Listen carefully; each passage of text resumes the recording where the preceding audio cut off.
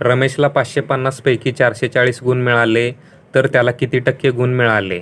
तर शेकडेवारीचे सूत्र आपल्याला माहिती आहे, मिळालेले गुण भागिले एकूण गुण गुणिले 100. तर इथे मिळालेले गुण आहेत 440 आणि एकूण गुण आहेत 550.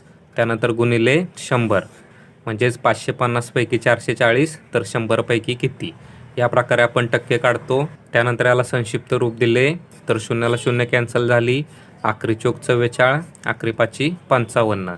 त्यानंतर परत 5 एके 5, 5 दुनी 10 आणि शून्याचे 0.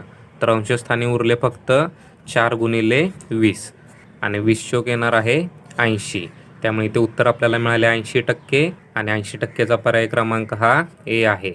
रमेशला 550 पैकी 440 गुण मिळाले तर त्याला किती टक्के गुण मिळाले? तर शेकडेवारीचे सूत्र आपल्याला माहिती आहे, मिळालेले गुण भागिले